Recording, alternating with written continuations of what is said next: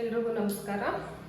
So last ಕ್ಲಾಸಲ್ಲಿ ನಾವು ಏನು ರಾಷ್ಟ್ರಗೀತೆ ಮತ್ತೆ ರಾಷ್ಟ್ರ ಧ್ವಜದ ಬಗ್ಗೆ ಸಂಪೂರ್ಣವಾದ ಮಾಹಿತಿಯನ್ನ ನೋಡಿದ್ವಿ.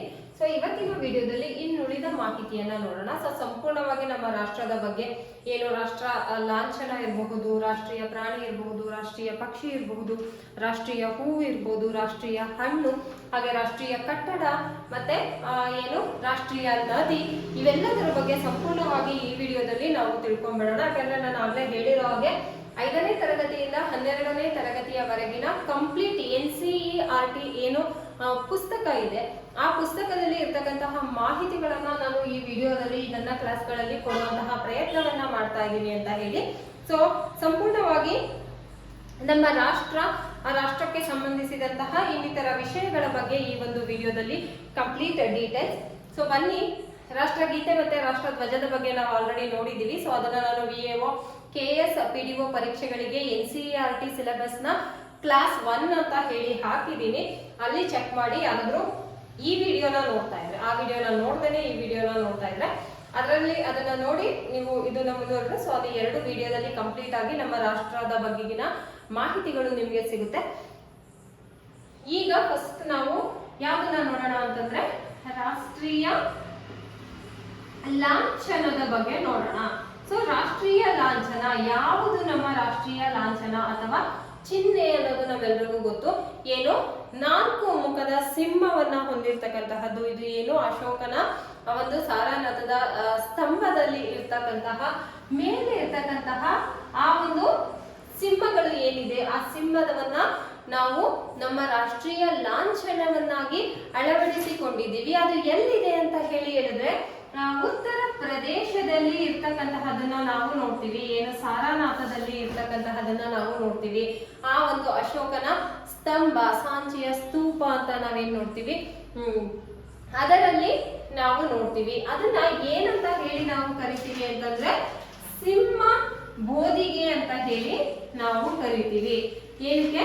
ಸಿಂಹ ಬೋಧಿಗೆ. ಅದು ಒಂದು ಅಶೋಕನ ಸ್ತಂಭ ಬೋಧಿಗೆ, ಅದರ ಮೇಲೆ ಇರ್ತಕ್ಕಂತಹ ಸಿಂಹ ಏನಿದೆ ಅದನ್ನ ನಾವು ನಮ್ಮ ರಾಷ್ಟ್ರೀಯ ಲಾಂಛನವನ್ನಾಗಿ ಅಳವಡಿಸಿಕೊಂಡಿದ್ವಿ. ಹಾಗಾದ್ರೆ ಎಷ್ಟು ಸಿಂಹಗಳು ಇವೆ? ನಮಗೆ ಸಾಮಾನ್ಯವಾಗಿ 3 ಸಿಂಹಗಳು ಕಾಣಿಸುತ್ತೆ, ಆದ್ರೆ ಅದರಲ್ಲಿ 4 ಸಿಂಹಗಳು ಇದೆ.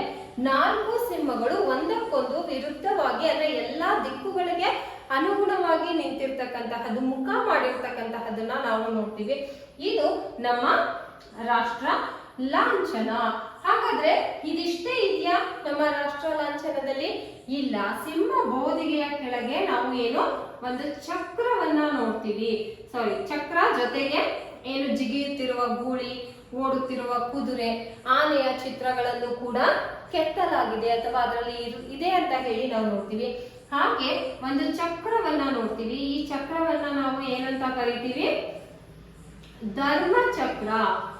ಏನಂತ ಕರಿತೀವಿ? ಧರ್ಮ ಚಕ್ರ ಅಂತ ಹೇಳಿ ಕರಿತೀವಿ. ಹಾಗಾದ್ರೆ ಇನ್ನೇನಿದೆ ಅಂತ ಹೇಳಿ ನೋಡಿದ್ರೆ ಅದರ ಮತ್ತೆ ಕೆಳಗೆ ಏನು ಸತ್ಯಮೇವ ಜಯತೆ ಅಂತಕ್ಕಂತಹ ಒಂದು ಲೈನ್ ಅಥವಾ ಒಂದು ವಾಕ್ಯ ಇರ್ತಕ್ಕಂತಹದನ್ನ ಕೂಡ ನಾವು ನೋಡ್ತೀವಿ. ಸತ್ಯಮೇವ ಜಯತೆ ಅಂತಕ್ಕಂತಹದ್ದು. ಏನು ಸತ್ಯಮೇವ ಜಯತೆ ಅಂತಂದ್ರೆ ಸತ್ಯ ಗೆಲ್ಲುತ್ತದೆ ಅಂತ ಹೇಳಿ, ಅಂದ್ರೆ ಯಾವಾಗ್ಲೂ ಸತ್ಯಕ್ಕೆ ಜಯ ಇದೆ ಅನ್ನೋದನ್ನ ಸೂಚಿಸ್ತಕ್ಕಂತಹ ಒಂದು ವಾಕ್ಯ, ಧ್ಯೇಯ ವಾಕ್ಯವನ್ನ ನಾವು ನಮ್ಮ ರಾಷ್ಟ್ರೀಯ ಲಾಂಛನದಲ್ಲಿ ನೋಡ್ತೀವಿ. ಹಾಗಾದ್ರೆ ಈ ಸತ್ಯಮೇವ ಜಯತೆ ಇದೆಯಲ್ಲ, ಇದನ್ನ ಎಲ್ಲಿಂದ ಪಡ್ಕೊಂಡಿದೀವಿ ನಾವು ಅಂತ ಹೇಳಿ ಹೇಳಿದ್ರೆ ಮಂಡೂಕ ಉಪನಿಷತ್. ಯಾವ ಉಪನಿಷತ್? ಮಂಡೂಕ ಉಪನಿಷತ್ತಿಂದ. ಯಾವ ಭಾಷೆಯಲ್ಲಿದೆ ಅಥವಾ ಯಾವ ಲಿಪಿಯಲ್ಲಿದೆ ಇದು ಅಂತ ಹೇಳಿ ಹೇಳಿದ್ರೆ ದೇವನಾಗರಿ ಲಿಪಿ. ದೇವನಾಗರಿ ಲಿಪಿಯಲ್ಲಿ ಇದೆ. ಮಂಡೂಕ ಉಪನಿಷತ್ನಿಂದ ಪಡ್ಕೊಂಡಿರ್ತಕ್ಕಂತಹದ್ದು ಈ ಒಂದು ಸತ್ಯಮೇವ ಜಯತೆ ಅಂತಕ್ಕಂತಹದ್ದು. ಸೊ ಇದಿಷ್ಟು ನಮ್ಮ ರಾಷ್ಟ್ರೀಯ ಲಾಂಛನ. ಹಾಗಾದ್ರೆ ಈ ರಾಷ್ಟ್ರೀಯ ಲಾಂಛನವನ್ನ ಯಾವಾಗ ನಾವು ಅಳವಡಿಸಿಕೊಂಡ್ವಿ ಅಂತ ಹೇಳಿದ್ರೆ ಸೊ ಜಾನ್ವರಿ 26, 1950. ಏನು ಜಾನ್ವರಿ 26, 1950 ಏನು ಜಾನ್ವರಿ 26, 1950 ನಮ್ಮ ಸಂವಿಧಾನ ಜಾರಿಗೆ ಬಂದದ್ದು. ಸೊ ಆ ದಿನಾಂಕದಂದು ಆವತ್ತೇ ನಾವು ನಮ್ಮ ಈ ರಾಷ್ಟ್ರೀಯ ಲಾಂಛನವನ್ನು ಕೂಡ ನಾವು ಅಳವಡಿಸಿಕೊಂಡಿರ್ತಕ್ಕಂತಹದನ್ನ ನಾವು ನೋಡ್ತೀವಿ. ಸೊ ಇದಿಷ್ಟು ಬಂದ್ಬಿಟ್ಟು ನಮ್ಮ ರಾಷ್ಟ್ರೀಯ ಲಾಂಛನದ ಬಗೆಗಿನ ಮಾಹಿತಿ. ಸೊ ರಾಷ್ಟ್ರ ಗೀತೆ ಆಯ್ತು, ರಾಷ್ಟ್ರ ಧ್ವಜ ಆಯ್ತು, ರಾಷ್ಟ್ರೀಯ ಲಾಂಛನ ಆಯ್ತು. ನೆಕ್ಸ್ಟ್ ಏನನ್ನ ನೋಡೋಣ ನಾವು ಅಂತ ಹೇಳಿದ್ರೆ ರಾಷ್ಟ್ರೀಯ ಹೂವು. ಹೌದಲ್ವಾ? ನಮ್ಮ ರಾಷ್ಟ್ರಕ್ಕೆ ಒಂದು ಹೂ ಇದೆ, ರಾಷ್ಟ್ರೀಯ ಹೂ. ಯಾವುದು ರಾಷ್ಟ್ರೀಯ ಹೂ? ನಮ್ಮೆಲ್ರಿಗೂ ಗೊತ್ತು, ಯಾವುದು? ಕಮಲ. ಕಮಲವನ್ನ ನಾವು ನಮ್ಮ ರಾಷ್ಟ್ರೀಯ ಹೂವಾಗಿ ಅಳವಡಿಸಿಕೊಂಡಿದ್ದೀವಿ. ಹಾಗಾದ್ರೆ ಈ ಕಮಲ ಯಾವುದರ ಸಂಕೇತ? ತ್ಯಾಗದ ಸಂಕೇತವಾಗಿದೆ. ಕಮಲ ತ್ಯಾಗದ ಸಂಕೇತ ಆಗಿದೆ ಅಂತ ಹೇಳಿ ನಾವು ನೋಡ್ತೀವಿ. ನಮ್ಮ ಭಾರತ ಅತ್ಯಂತ ಸಮೃದ್ಧವಾದಂತಹ ಸಸ್ಯ ಸಂಪತ್ತನ್ನ, ವೈವಿಧ್ಯತೆಯನ್ನ ಹೊಂದಿರತಕ್ಕಂತಹ ಒಂದು ರಾಷ್ಟ್ರ ಆಗಿದೆ. ಇಡೀ ಪ್ರಪಂಚಾದ್ಯಂತ 10ನೇ ಸಸ್ಯ ಸಂಕುಲ ಅಥವಾ ಸಸ್ಯ ಸಂಪತ್ತನ್ನ ಹೊಂದಿರುವ ದೇಶಗಳಲ್ಲಿ ನಮ್ಮ ಭಾರತ 10ನೇ ಸ್ಥಾನದಲ್ಲಿದೆ. ಎಷ್ಟನೇ ಸ್ಥಾನದಲ್ಲಿದೆ? 10ನೇ ಸ್ಥಾನದಲ್ಲಿ ನಮ್ಮ ಭಾರತ ಇರ್ತಕ್ಕಂತಹದ್ದು. ಹಾಗೆ ಈ ಕಮಲಕ್ಕೆ ಒಂದು ವೈಜ್ಞಾನಿಕ ಹೆಸರು ಕೂಡ ಇದೆ. ಏನು ಕಮಲದ ಒಂದು ವೈಜ್ಞಾನಿಕ ಹೆಸರು ಅಂತ ಹೇಳಿ ನಾವು ನೋಡೋದಾದ್ರೆ ನಲುಂಬಾ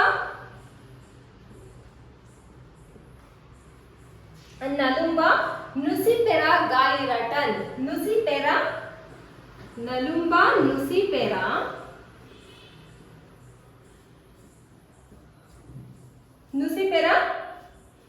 ಗಾಯಿರಟನ್. ಇದು ಇಂಪಾರ್ಟೆಂಟ್. ಯಾರು ನಮಗೆ KS ಎಕ್ಸಾಮ್ ಅಲ್ಲಿ, PDO ಎಕ್ಸಾಮ್ ಅಲ್ಲಿ, VAO ಎಕ್ಸಾಮ್ ಅಲ್ಲಿ ರಾಷ್ಟ್ರೀಯ ಹೂ ಯಾವುದು ಅಂತ ಕೇಳಲ್ಲ ಅಲ್ವಾ? ಕೇಳಿದ್ರೆ ಈ ರೀತಿಯಾಗಿ ಅದರ ವೈಜ್ಞಾನಿಕ ಹೆಸರು ಏನು ಅಂತ ಹೇಳಿ ಕೇಳ್ತಾರೆ. ಯಾಕೆಂದ್ರೆ ನಲುಂಬಾ ನುಸಿಫೆರಾ ಗಾಯಿರಟನ್ ಅಂತಕ್ಕಂತಹದ್ದು ನಮ್ಮ ರಾಷ್ಟ್ರೀಯ ಹೂವಾದಂತಹ ಕಮಲದ ವೈಜ್ಞಾನಿಕವಾದಂತಹ ಹೆಸರಾಗಿದೆ ಅಂತ ಹೇಳಿ ನಾವು ನೋಡ್ತೀವಿ. ಸೊ ಇದಿಷ್ಟು ಬಂದು ನಮ್ಮ ರಾಷ್ಟ್ರೀಯ ಹೂ ಏನು ಕಮಲ ಇದೆ ಅದರ ಬಗೆಗಿನ ಮಾಹಿತಿ. ಸೊ ರಾಷ್ಟ್ರೀಯ ಹೂವು, ಅದರ ಏನು ವೈಜ್ಞಾನಿಕ ಹೆಸರನ್ನ ನಾವು ನೋಡಿದ್ವಿ. ಮತ್ತೆ ಒಂದು ಸಸ್ಯ ಸಂಪತ್ತಿನಲ್ಲಿ ನಮ್ಮ ಭಾರತ ಪ್ರಪಂಚದಾದ್ಯಂತ ಎಷ್ಟನೇ ಸ್ಥಾನದಲ್ಲಿ ಇದೆ ಅಂತ ಹೇಳಿ ನಾವು ನೋಡಿದ್ವಿ. ಸೊ ನೆಕ್ಸ್ಟ್ ನಾವು ನಮ್ಮ ಭಾರತದ ರಾಷ್ಟ್ರೀಯ ಪ್ರಾಣಿ ಯಾವುದು ಅಂತ ಹೇಳಿ ನೋಡೋಣ. ರಾಷ್ಟ್ರೀಯ ಪ್ರಾಣಿ ಎಲ್ಲರಿಗೂ ಗೊತ್ತು, ಇದನ್ನೇನು ನೀವು ಹೇಳ್ಬೇಕಾ ಅಂತ ಹೇಳ್ಬಿಡಿ. ರಾಷ್ಟ್ರೀಯ ಪ್ರಾಣಿ ಹುಲಿ ಅಂತ ನಮ್ಮೆಲ್ರಿಗೂ ಗೊತ್ತು. ಆದ್ರೆ ಹುಲಿಗಿಂತ ಮುಂಚೆ ನಮ್ಮ ಭಾರತದ ರಾಷ್ಟ್ರೀಯ ಪ್ರಾಣಿಯಾಗಿ ಇದ್ದಂತಹದ್ದು ಯಾವುದು ಅಂತ ಹೇಳಿದ್ರೆ ಸಿಂಹ. ಸಿಂಹವನ್ನ ನಾವು ಹುಲಿಯ ಪೂರ್ವದಲ್ಲಿ ನಮ್ಮ ಭಾರತದ ರಾಷ್ಟ್ರೀಯ ಪ್ರಾಣಿಯನ್ನಾಗಿ ಕನ್ಸಿಡರ್ ಮಾಡಿದ್ವಿ, ಜಾರಿಯಲ್ಲಿತ್ತು ಅಥವಾ ಅದನ್ನ ಒಪ್ಕೊಂಡಿದ್ವಿ ನಾವು. ಆ ನಂತರದಲ್ಲಿ ಹುಲಿಯನ್ನ ರಾಷ್ಟ್ರೀಯ ಪ್ರಾಣಿ ಅಂತ ಹೇಳಿ ಘೋಷಿಸಲಾಯಿತು.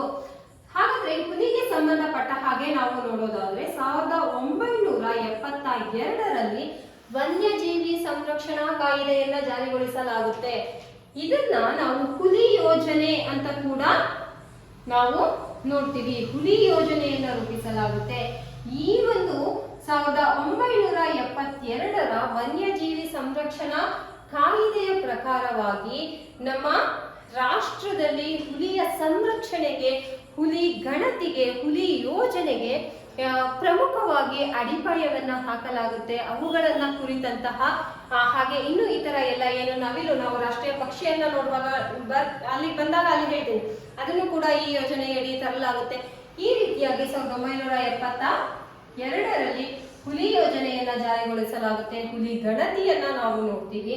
ಸೊ ಇದು ನಮ್ಮ ರಾಷ್ಟ್ರೀಯ ಪ್ರಾಣಿ ಅಂತ ಹೇಳಿ. ಹಾಗಾದ್ರೆ ಈ ಹುಲಿಯ ವೈಜ್ಞಾನಿಕ ಹೆಸರು ಏನು? ಪ್ಯಾಂಥೆರಾ ಟೈಗ್ರಿಸ್ ಅಂತ ಹೇಳಿ ನಾವು ನೋಡ್ತೀವಿ. ಏನು ಹುಲಿಯ ವೈಜ್ಞಾನಿಕ ಹೆಸರು? ಇದು ಪ್ಯಾಂಥೆರಾ ಟೈಗ್ರಿಸ್.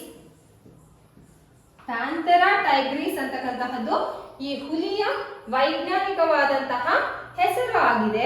ಹಾಗಾದ್ರೆ ನಮ್ಮ ಭಾರತದಲ್ಲಿ ಮೊದಲು ಹುಲಿಯ ಅಭಯಾರಣ್ಯವನ್ನ ಎಲ್ಲಿ ಸ್ಥಾಪಿಸಲಾಯಿತು ಅಥವಾ ಎಲ್ಲಿ ಇದೆ ಅಂತ ಹೇಳಿದ್ರೆ ಇದು ಉತ್ತರಾಖಂಡದ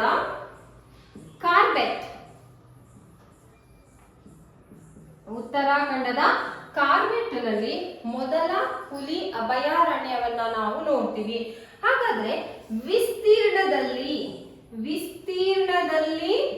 ದೊಡ್ಡದಾದಂತಹ ಹುಲಿಯ ಅಭಯಾರಣ್ಯ ಎಲ್ಲಿದೆ ನಮ್ಮ ಭಾರತದಲ್ಲಿ ಅಂತ ಹೇಳಿದ್ರೆ ಆಂಧ್ರ ಪ್ರದೇಶದ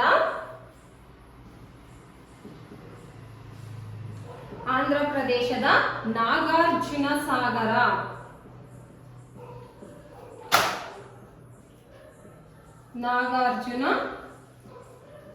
ಸಾಗರ.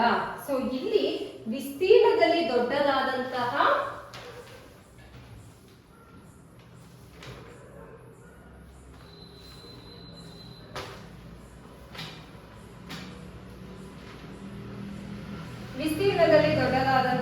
ಒಂದು ಹುಲಿಯ ಅಭಯಾರಣ್ಯವನ್ನ ನಾವು ನೋಡ್ತೀವಿ. ಸೊ ಇದಿಷ್ಟು ಬಂದ್ಬಿಟ್ಟು ನಮ್ಮ ರಾಷ್ಟ್ರೀಯ ಪ್ರಾಣಿ ಹುಲಿ ಏನಿದೆ ಅದಕ್ಕೆ ಸಂಬಂಧಿಸಿದಂತಹ ಮಾಹಿತಿ.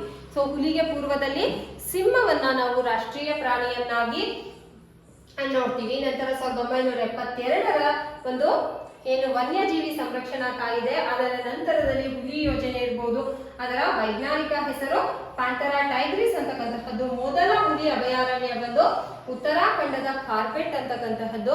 ಆಂಧ್ರ ಪ್ರದೇಶದಲ್ಲಿ ಇರ್ತಕ್ಕಂತಹ ನಾಗಾರ್ಜುನ ಸಾಗರ, ಇದು ವಿಸ್ತೀರ್ಣದಲ್ಲಿ ಭಾರತದಲ್ಲಿಯೇ ದೊಡ್ಡದಾದಂತಹ ಒಂದು ಹುಲಿ ಅಭಯಾರಣ್ಯ ಅಂತ ಹೇಳಿ ನಾವು ನೋಡ್ತೀವಿ. ಸೊ ಇದಿಷ್ಟು ಏನು ನಮ್ಮ ರಾಷ್ಟ್ರೀಯ ಪ್ರಾಣಿ ಹುಲಿಗೆ ಸಂಬಂಧಪಟ್ಟಂತಹ ಒಂದು ಮಾಹಿತಿ. ಸೊ ನೆಕ್ಸ್ಟ್ ನಾವು ನೋಡೋದಾದ್ರೆ ನಮ್ಮ ಭಾರತದ ರಾಷ್ಟ್ರೀಯ ಪಕ್ಷಿ ಬಗ್ಗೆ ನೋಡೋಣ. ಸೊ ನಮ್ಗೆಲ್ಲರಿಗೂ ಗೊತ್ತು ರಾಷ್ಟ್ರೀಯ ಪಕ್ಷಿ ಯಾವುದು? ನವಿಲು ಅಲ್ವಾ? ನಮ್ಮೆಲ್ರಿಗೂ ಗೊತ್ತು.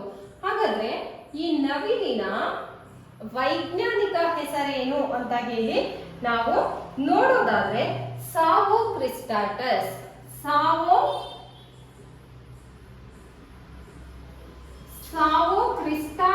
ಅಂತಕ್ಕಂತಹದ್ದು. ಸಾವೋ ಕ್ರಿಸ್ಟಾಟಸ್ ಈ ಒಂದು ನವಿಲಿನ ವೈಜ್ಞಾನಿಕವಾದಂತಹ ಹೆಸರು. ಹಾಗಾದ್ರೆ ಇದನ್ನು ಕೂಡ ಏನು ನಾನಾಗ್ಲೇ ಹೇಳಿದೆ, 1972ರ ವನ್ಯ ಜೀವಿ ಸಂರಕ್ಷಣಾ ಕಾಯ್ದೆ, ಅದರ ಅಡಿಯಲ್ಲಿ ಸಂರಕ್ಷಿಸಲಾಗುತ್ತದೆ. ಯಾಕೆಂದ್ರೆ ನವಿಲನ್ನ ಯಾರು ಸಾಕೋ ಹಾಗಿಲ್ಲ ಅಥವಾ ಅದನ್ನ ಬೇಟೆಯಾಡೋಗಿಲ್ಲ. ಈ ರೀತಿಯಾದಂತಹ ಏನು ನಿಯಮಗಳು ಇದೆ, ಆ ಒಂದು ನಿಯಮ 1972ರ ಕಾಯ್ದೆಯ ಅನ್ವಯ ನವಿಲನ್ನು ಕೂಡ ನಾವು ಇಲ್ಲಿ ಸಂರಕ್ಷಿಸ್ತೀವಿ. ಅದರ ವೈಜ್ಞಾನಿಕ ಹೆಸರು ಇಂಪಾರ್ಟೆಂಟ್, ಸಾವೋ ಕ್ರಿಸ್ಟಾಟಸ್ ಅಂತಕ್ಕಂತಹದ್ದನ್ನ ಹೊಂದಿದೆ. ಹಾಗಾದ್ರೆ ನಮ್ಮ ಕರ್ನಾಟಕದಲ್ಲಿ 2 ಪ್ರದೇಶಗಳಲ್ಲಿ ಅಥವಾ 2 ಜಿಲ್ಲೆಗಳಲ್ಲಿ ಈ ಒಂದು ನವಿಲಿಗೆ ಸಂಬಂಧಪಟ್ಟಂತಹ ವನ್ಯಧಾಮವನ್ನ ನಾವು ನೋಡ್ತೀವಿ. ವನ್ಯಧಾಮ ಸೊ ಎಲ್ಲೆಲ್ಲಿ ಅಂತ ಹೇಳಿದ್ರೆ, ಒಂದು ಮಂಡ್ಯ ಜಿಲ್ಲೆಯ ಆದಿಚುಂಚನಗಿರಿ, ಕರ್ನಾಟಕದಲ್ಲಿ ಮಂಡ್ಯ ಜಿಲ್ಲೆಯ ಆದಿಚುಂಚನಗಿರಿಯಲ್ಲಿ ನಾವು ನೋಡ್ತೀವಿ. ನೆಕ್ಸ್ಟ್ ಬಂದು ಹಾವೇರಿ ಜಿಲ್ಲೆಯ ಏನೋ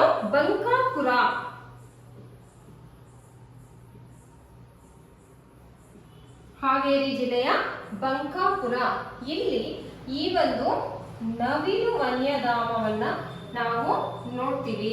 ಸೊ ಇದಿಷ್ಟು ನಮ್ಮ ರಾಷ್ಟ್ರೀಯ ಪಕ್ಷಿ ನವಿಲಿಗೆ ಸಂಬಂಧಪಟ್ಟಂತಹ ಮಾಹಿತಿ. ಸೊ ರಾಷ್ಟ್ರೀಯ ಪಕ್ಷಿ ನವಿಲು, ಅದರ ವೈಜ್ಞಾನಿಕ ಹೆಸರು ಸಾವೋ ಕ್ರಿಸ್ಟಾಟಸ್. ಹಾಗೆ ಅದು ಕೂಡ 1972ರ ವನ್ಯಜೀವಿ ಸಂರಕ್ಷಣಾ ಕಾಯ್ದೆ ಅಡಿಯಲ್ಲಿ ಸಂರಕ್ಷಿಸಲ್ಪಡುತ್ತದೆ. ಕರ್ನಾಟಕದಲ್ಲಿ ಈ ಒಂದು ನವಿಲು ವನ್ಯಧಾಮಗಳು 2 ಇದೆ.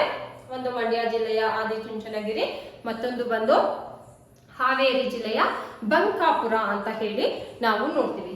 ಸೊ ಇದಿಷ್ಟು ಬಂದ್ಬಿಟ್ಟು ನಮ್ಮ ರಾಷ್ಟ್ರೀಯ ಪಕ್ಷಿ ನವಿಲು ಏನಿದೆ ಇದಕ್ಕೆ ಸಂಬಂಧಿಸಿದಂತಹ ಮಾಹಿತಿ.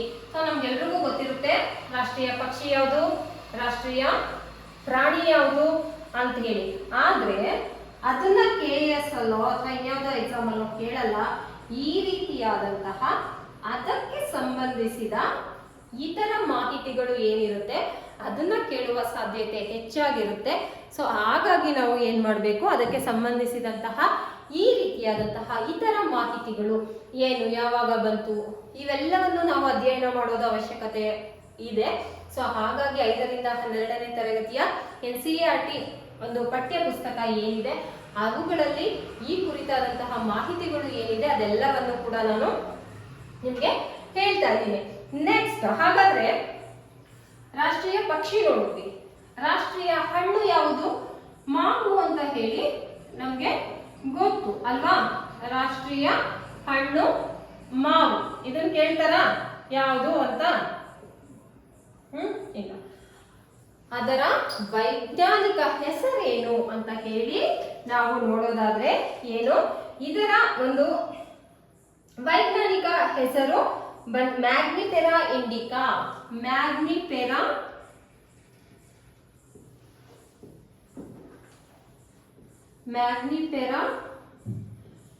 ಇಂಡಿಕಾ ಅಂತಕ್ಕಂತಹದ್ದು ಮಾವಿನ ಹಣ್ಣಿನ, ಮ್ಯಾಂಗೋದ ಒಂದು ವೈಜ್ಞಾನಿಕವಾದಂತಹ ಹೆಸರಾಗಿದೆ. ಹಾಗಾದ್ರೆ ಪ್ರಪಂಚದಾದ್ಯಂತ ಹೆಚ್ಚು ಮಾವನ್ನ ಬೆಳೆಯುವ ದೇಶ ಯಾವುದು? ನಮ್ಮ ಭಾರತ. ಹಾಗಾದ್ರೆ ಭಾರತದಲ್ಲಿ ಹೆಚ್ಚು ಮಾವನ್ನ ಬೆಳೆತಕ್ಕಂತಹ ರಾಜ್ಯ ಯಾವುದು? ಆಂಧ್ರ ಪ್ರದೇಶ. ಆಂಧ್ರ ಪ್ರದೇಶದಲ್ಲಿ ಈ ಒಂದು ಹಣ್ಣನ್ನ ಹೆಚ್ಚಾಗಿ ಬೆಳೀತಕ್ಕಂತಹದ್ದು. ಪ್ರಪಂಚದಾದ್ಯಂತ ಅಂತ ಹೇಳಿ ನೋಡಿದಾಗ ನಾವು ನಮ್ಮ ಇಂಡಿಯಾ ಅಂತ ಹೇಳಿ ನೋಡ್ತೀವಿ, ಭಾರತದಲ್ಲಿ ಹೆಚ್ಚನ್ನ ಬೆಳಿತೀವಿ. ಭಾರತದಲ್ಲಿ ಬಂದಾಗ ಆಂಧ್ರ ಪ್ರದೇಶದಲ್ಲಿ ಹೆಚ್ಚು ಮಾವನ್ನ ಬೆಳೆಯಲಾಗುತ್ತೆ.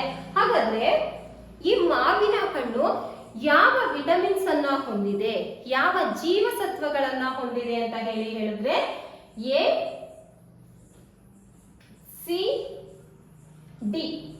ACD ಈ 3 ಜೀವಸತ್ವವನ್ನ ಅಥವಾ ಈ 3 ವಿಟಮಿನ್ಗಳನ್ನ ಹೊಂದಿರತಕ್ಕಂತಹ ಒಂದು ಹಣ್ಣಾಗಿರ್ತಕ್ಕಂತಹದ್ದು ಅದೇ ನಮ್ಮ ರಾಷ್ಟ್ರೀಯ ಹಣ್ಣು ಮಾವು ಅಂತ ಹೇಳಿ ನಾವು ನೋಡ್ತೀವಿ. ಸೊ ಇದಿಷ್ಟು ನಮ್ಮ ರಾಷ್ಟ್ರೀಯ ಹಣ್ಣು ಮಾವು. ACD ಮತ್ತೆ ಏನು ಮ್ಯಾಗ್ನಿಫೆರಾ ಇಂಡಿಕಾ ಅದರ ವೈಜ್ಞಾನಿಕ ಹೆಸರು. ಇದಿಷ್ಟು ನಾವು ತಿಳ್ಕೋಬೇಕಾಗಿರೋದು. ಹಾಗೆ ಪ್ರಪಂಚದಲ್ಲಿ ಹೆಚ್ಚು ಬೆಳೆಯೋದು ನಮ್ಮ ದೇಶದಲ್ಲಿ ಹೆಚ್ಚು ಮಾವಿನ ಹಣ್ಣನ್ನ ಬೆಳೀತಕ್ಕಂತಹ ರಾಜ್ಯ ಬಂದು ಆಂಧ್ರ ಪ್ರದೇಶ. ಸೊ ಇದಿಷ್ಟು ರಾಷ್ಟ್ರೀಯ ಹಣ್ಣಿಗೆ ಸಂಬಂಧಿಸಿದಂತಹ ಮಾಹಿತಿ. ನೆಕ್ಸ್ಟ್ ನಾವು ನೋಡೋದಾದ್ರೆ ನಮ್ಮ ಭಾರತದ ರಾಷ್ಟ್ರೀಯ ಮರ ಯಾವುದು? ಆಲ ಅಂತ ಹೇಳಿ ಕೆಲವೊಂದ್ ಕಡೆ ಇರುತ್ತೆ, ಕೆಲವೊಂದ್ ಕಡೆ ಅರಳಿ ಅಂತ ಕೂಡ ನಾವು ನೋಡ್ತೀವಿ. ಇದನ್ನ ನಾವು ನಮ್ಮ ಭಾರತದಲ್ಲಿ ರಾಷ್ಟ್ರೀಯ ಮರವಾಗಿ ಅಳವಡಿಸಿಕೊಂಡಿದ್ದೀವಿ. ಹಾಗಾದ್ರೆ ಇದರ ಒಂದು ವೈಜ್ಞಾನಿಕ ಹೆಸರೇನು ಅಂತ ಹೇಳಿ ನಾವು ನೋಡೋದಾದ್ರೆ ಏನು, ಪೈಕಾಸ್ ಬೆಂಗಾಲೆನಿಸ್ ಅಂತಕ್ಕಂತಹದ್ದು. ಪೈಕಾಸ್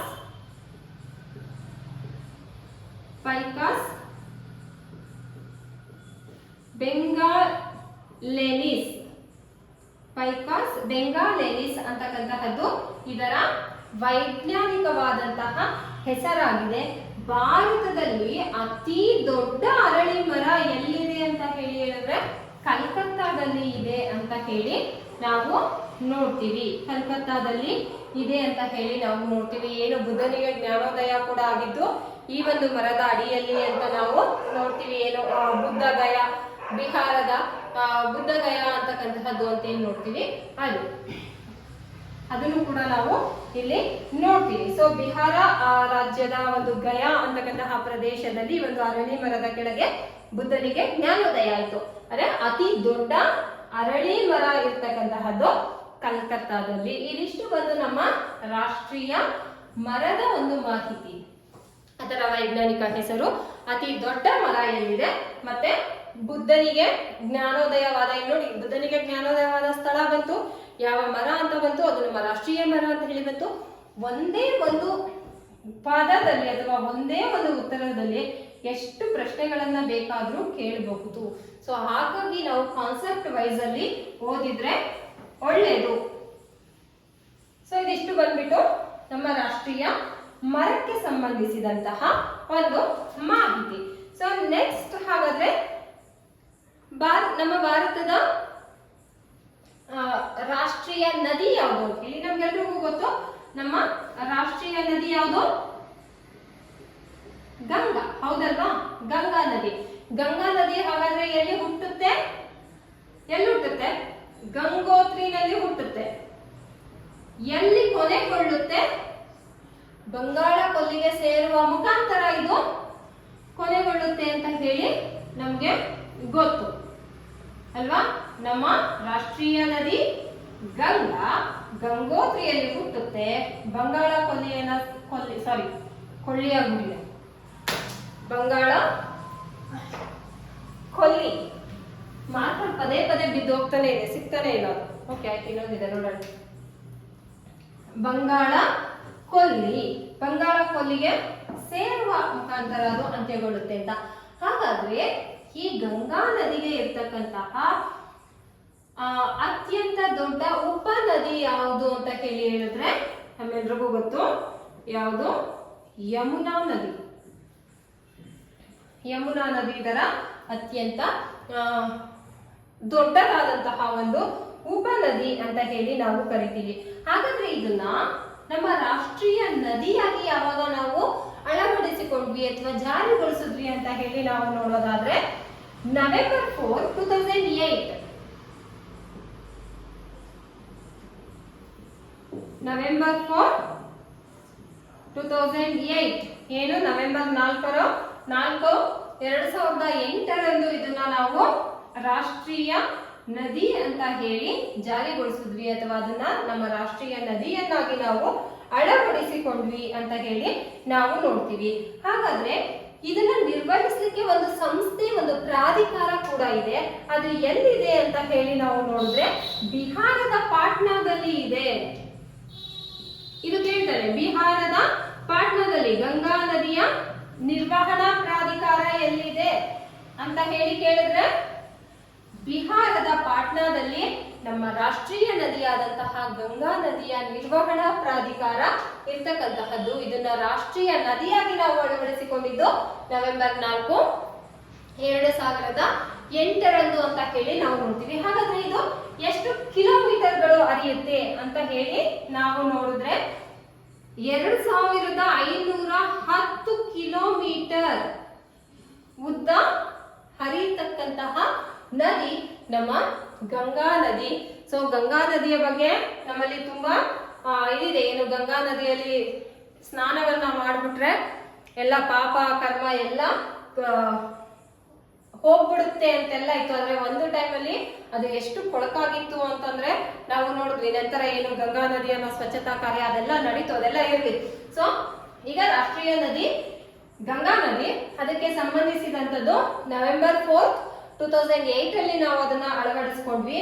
ಅದು ಹುಟ್ಟೋದು ಗಂಗೋತ್ರಿನಲ್ಲಿ, ಕೊನೆಗೊಳ್ಳೋದು ಬಂಗಾಳ ಕೊಲ್ಲಿಯಲ್ಲಿ. ಮತ್ತೆ ಅದರ ಒಂದು ನಿರ್ವಹಣಾ ಪ್ರಾಧಿಕಾರ ಸಂಸ್ಥೆ ಎಲ್ಲಿದೆ ಅಂತಂದ್ರೆ ಬಿಹಾರದ ಪಾಟ್ನಾದಲ್ಲಿ ಇದೆ. 2510 ಕಿಲೋಮೀಟರ್ ನಡೆಯುತ್ತೆ. ಮತ್ತೆ ಅದರ ಅತಿ ದೊಡ್ಡ ಉಪನದಿಗಳು ಬೇರೆ ಬೇರೆ ಇರುತ್ತೆ.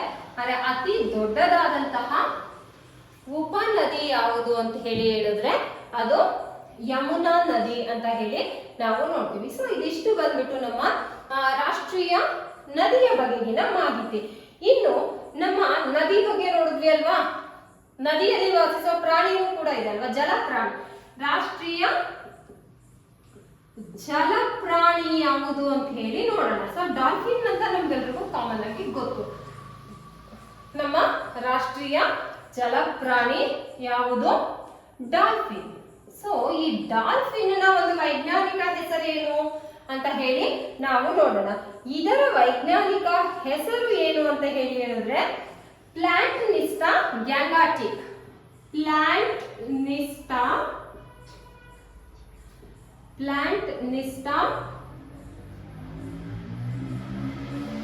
ಗ್ಯಾಂಗಾಟಿಕ್.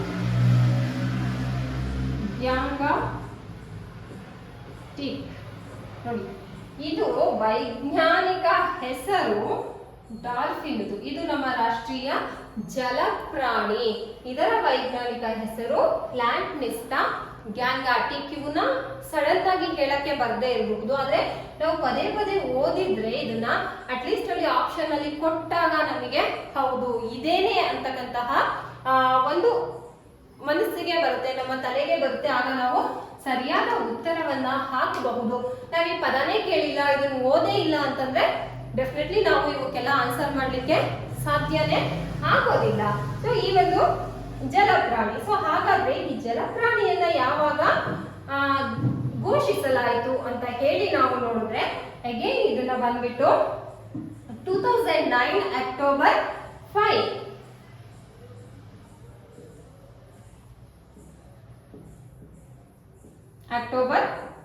ಅಕ್ಟೋಬರ್ 5ರಂದು 2009ರಂದು ಡಾಲ್ಫಿನ್ ಅನ್ನ ನಮ್ಮ ಭಾರತದ ರಾಷ್ಟ್ರೀಯ ಜಲಪ್ರಾಣಿಯನ್ನಾಗಿ ನಾವು ಅಳವಡಿಸಿಕೊಂಡಿದ್ದೀವಿ. ಸೊ ಅಥವಾ ಘೋಷಿಸಿಕೊಂಡಿದ್ದೀವಿ ಅಂತ ಹೇಳಿ ನಾವು ನೋಡ್ತೀವಿ. ಸೊ ಇದಿಷ್ಟು ಬಂದ್ಬಿಟ್ಟು ನಮ್ಮ ರಾಷ್ಟ್ರೀಯ ಜಲಪ್ರಾಣಿ ಡಾಲ್ಫಿನ್ ಅನ್ನ ಕುರಿತಾದಂತಹ ಒಂದು ಮಾಹಿತಿ. ಸೊ ಈಗ ರಾಷ್ಟ್ರೀಯ ಜಲಪ್ರಾಣಿನೂ ಆಯ್ತು. ನೆಕ್ಸ್ಟ್ ಇನ್ನೇನನ್ನ ನೋಡ್ಬೋದು ನಾವು, ನಮ್ಮ ಭಾರತದ ರಾಷ್ಟ್ರೀಯ ಹಾಡು. ರಾಷ್ಟ್ರೀಯ ಹಾಡು ಯಾವುದು? ರಾಷ್ಟ್ರೀಯ ಹಾಡು ವಂದೇ ಮಾತರಂ. ರಾಷ್ಟ್ರ ಗೀತೆ ಅಲ್ಲ, ನಾವಿಲ್ಲಿ ಕನ್ಫ್ಯೂಸ್ ಆಗ್ತೀವಿ. ವಂದೇ ಮಾತರಂ ಅಂತಕ್ಕಂತಹದ್ದು ನಮ್ಮ ರಾಷ್ಟ್ರೀಯ ಹಾಡು. ಯಾರು ಬರೆದ್ರು ಹಾಗಾದ್ರೆ ವಂದೇ ಮಾತರಂ ಅನ್ನ ಬರ್ದಂತಹವರು ಯಾರು? ಬಂಕಿಮಚಂದ್ರ ಚಟರ್ಜಿ. ಹೌದಲ್ವಾ? ಇದೆಲ್ಲರಿಗೂ ಗೊತ್ತಿರುತ್ತೆ. ಯಾರು ಬರೆದಿದ್ದು? ಬಂಕಿಮಚಂದ್ರ ಚಟರ್ಜಿ. ಇದನ್ನ ಎಲ್ಲಿಂದ ನಾವು ಪಡೆದ್ವಿ? ಆನಂದ ಮಠ. ಅವರ ಆನಂದ ಮಠ ಕೃತಿಯಿಂದ ಪಡ್ಕೊಂಡಿದೀವಿ. ಆನಂದ ಮಠ ಇದನ್ನು ಕೂಡ ನಾವು ನೆನಪಿಟ್ಕೋಬೇಕು. ಯಾವ ಕೃತಿಯಿಂದ, ಯಾವ ಕಾದಂಬರಿಯಿಂದ ಈ ಒಂದು ವಂದೇ ಮಾತರಮನ್ನ ಪಡ್ಕೊಂಡಿದೀವಿ ಅಥವಾ ರಾಷ್ಟ್ರೀಯ ಹಾಡು ಯಾವುದು, ಅದನ್ನ ಹಾಡಿದವರು ಯಾರು ಅಂತ ಕೇಳ್ಬಿಡ್ತಾರೆ. ಮತ್ತೆ ನಾನು ಬರ್ತೀನಿ ಹಾಡಿದವರು ಯಾರು ಅಂತ. ಆನಂದ ಮಠ ಎಂಬ ಕೃತಿ ಅಥವಾ ಕಾದಂಬರಿಯಿಂದ ಇದನ್ನ ನಾವು ಪಡ್ಕೊಂಡಿದೀವಿ. ಇದನ್ನ ಹಾಡಿದವರು ಯಾರು? ರವೀಂದ್ರನಾಥ ಟಾಗೋರ್. ರವೀಂದ್ರನಾಥ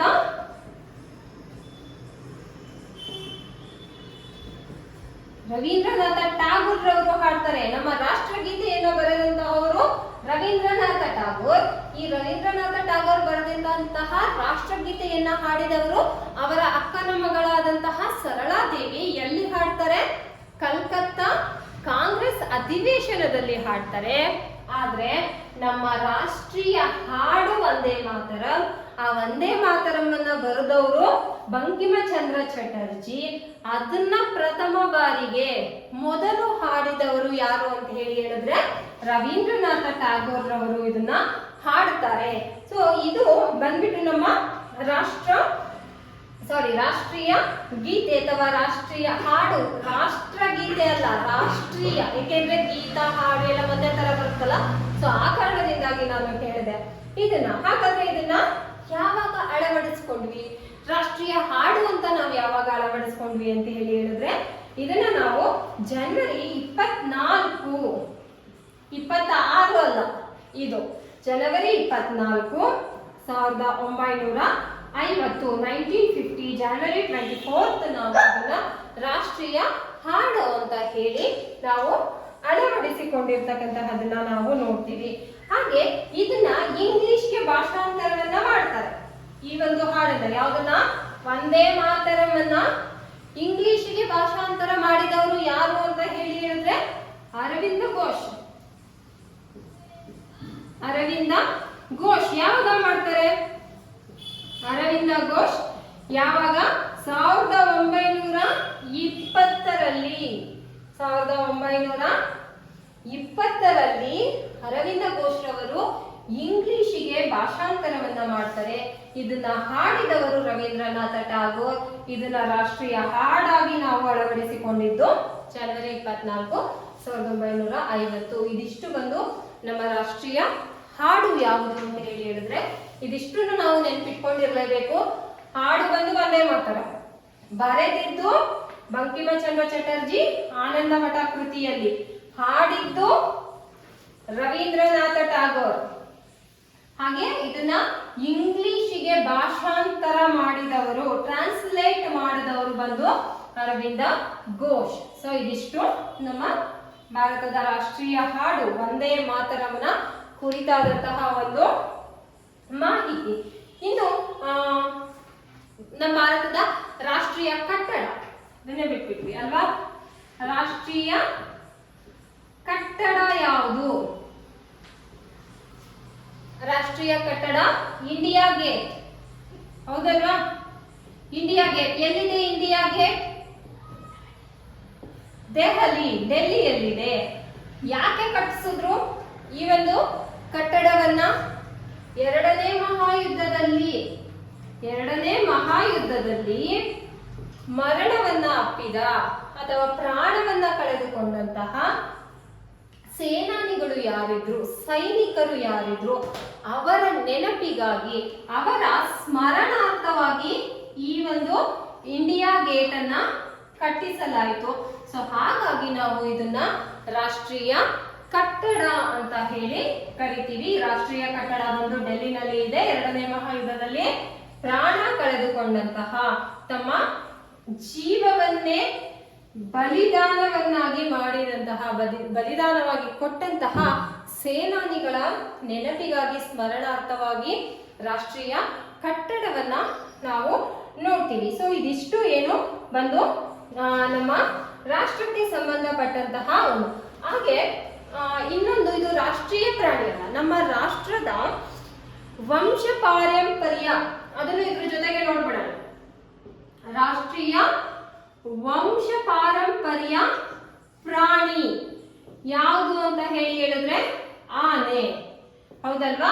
ಹಾಗೆ ರಾಷ್ಟ್ರೀಯ ವಂಶ ಪಾರಂಪರ್ಯವಾದ ಅಥವಾ ರಾಷ್ಟ್ರೀಯ ಸಾಂಪ್ರದಾಯಿಕವಾದಂತಹ ಪ್ರಾಣಿ ಆನೆ ಅಂತ. ಯಾಕೆ ಅಂತಂದ್ರೆ ಈಗ ಆಲ್ರೆಡಿ ನಾವು ದಸರಾ ಸೀಸನ್ ಅಲ್ಲಿ ಇದೀವಿ, ನಮ್ಮೆಲ್ರಿಗೂ ಗೊತ್ತು. ಇದನ್ನ ಆನೆ ಅಂತ ಹೇಳಿ ಕರಿತೀವಿ. ಹಾಗೆ ಆನೆ ಬಗ್ಗೆ ಇನ್ನೊಂದು ಹೇಳೋದಾದ್ರೆ, ಭೂಮಿ ಮೇಲೆ ವಾಸಿಸ್ತಕ್ಕಂತಹ ಪ್ರಾಣಿಗಳಲ್ಲಿ ಅತಿ ದೊಡ್ಡದಾದಂತಹ ಪ್ರಾಣಿ ಯಾವುದು ಅಂತಂದ್ರೆ ಆಫ್ರಿಕಾದ ಆನೆ ಅಂತ ಹೇಳಿ ನಾವು ನೋಡ್ತೀವಿ. ಆಫ್ರಿಕಾದ ಆನೆ ಅಂದ್ರೆ ದೊಡ್ಡ ಪ್ರಾಣಿ ಬಂದು ಆನೆ. ಹಾಗಾದ್ರೆ ಈ ಒಂದು ಆನೆಯನ್ನ ವಂಶ ಪಾರಂಪರ್ಯ ಪ್ರಾಣಿ ಅಂತ ಹೇಳಿ ಯಾವಾಗ ನಾವು ಅಳವಡಿಸಿಕೊಂಡ್ವಿ, ಕನ್ಸಿಡರ್ ಮಾಡಿದ್ವಿ ಅಂತ ಹೇಳಿದ್ರೆ ಅಕ್ಟೋಬರ್ 20,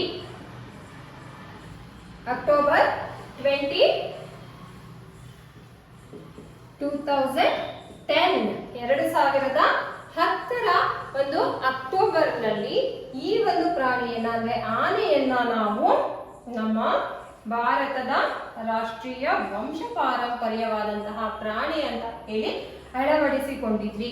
ಹಾಗಾದ್ರೆ ಈ ಆನೆಯ ವೈಜ್ಞಾನಿಕ ಹೆಸರೇನು?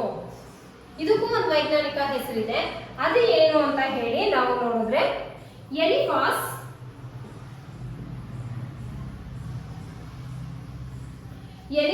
ಮ್ಯಾಕ್ಸಿಮಸ್. ಎಲಿಫಾಸ್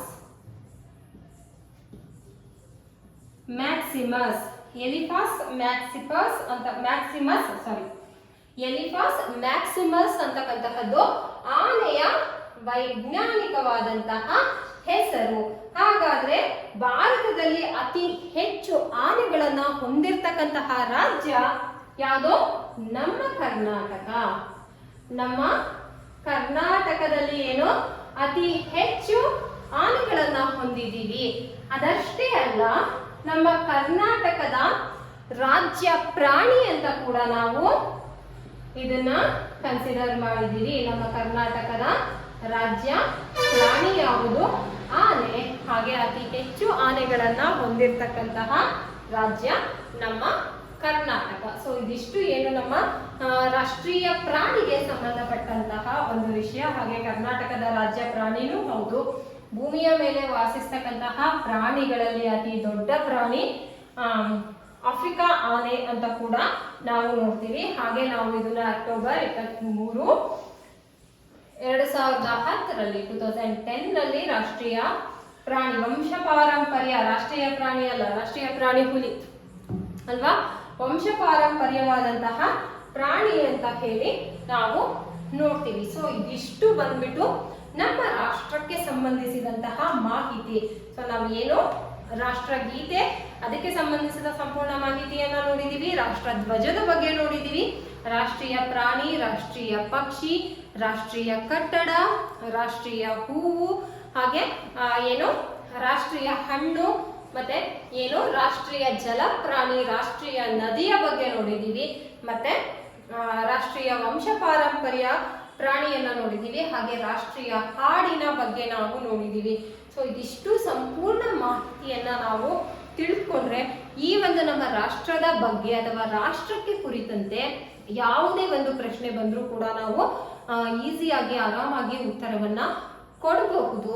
ಆದ್ರೆ ನಾವು ಏನ್ ಮಾಡಿರ್ಬೇಕು, ತಿಳ್ಕೊಂಡಿರ್ಬೇಕು, ತಯಾರಿಯನ್ನ ಮಾಡಿರ್ಬೇಕು. ಈ ವಿಡಿಯೋದ ನಂತರದಲ್ಲಿ ಏನು ಈ ಒಂದು ವಿಡಿಯೋ ಅಥವಾ ಈ ಏನೆಲ್ಲ ಇವತ್ತಿನ ಕ್ಲಾಸಲ್ಲಿ ನಾನು ಎಕ್ಸ್ಪ್ಲೈನ್ ಮಾಡಿದ್ದೀನಿ ಅದಕ್ಕೆ ಸಂಬಂಧಿಸಿದಂತಹ MCQ ಕ್ವೆಶನ್ಸ್ ಅನ್ನ ನಾನು ಹಾಕ್ತೀನಿ. ಅದಕ್ಕೆ ಆನ್ಸರ್ ಮಾಡೋದ್ರ ಮುಖಾಂತರ ನಿಮ್ಗೆ ಎಷ್ಟು ಅರ್ಥ ಆಗಿದೆ, ನಿಮಗೆ ಎಷ್ಟು ನೆನಪಿದೆ ಅನ್ನೋದು ಕೂಡ ನೀವೇ ನಿಮ್ಮನ್ನ ವ್ಯಾಲ್ಯೂ ಮಾಡ್ಕೋಬಹುದು. ಹಾಗೆ ನಾನು ಮಾಡಿರೋ ಕ್ಲಾಸ್ ನಿಮಗೆ ಅರ್ಥ ಆಗ್ತಿದ್ಯಾ ಇಲ್ವಾ ಅನ್ನೋದನ್ನ ತಿಳಿಸಿ. ನನ್ನ ಕ್ಲಾಸ್ ನಿಮಗೆ ಅರ್ಥ ಆಗ್ತಾ ಇದ್ರೆ, ನಾನು ಕೊಡ್ತಾ ಇರೋ ಮಾಹಿತಿ ನಿಮಗೆ ಉಪಯೋಗ ಆಗ್ತಾ ಇದೆ ಅನ್ಸಿದ್ರೆ ನಮ್ಮ ಚಾನಲ್ನ ಸಬ್ಸ್ಕ್ರೈಬ್ ಮಾಡ್ಕೊಳ್ಳಿ. Thank you so much.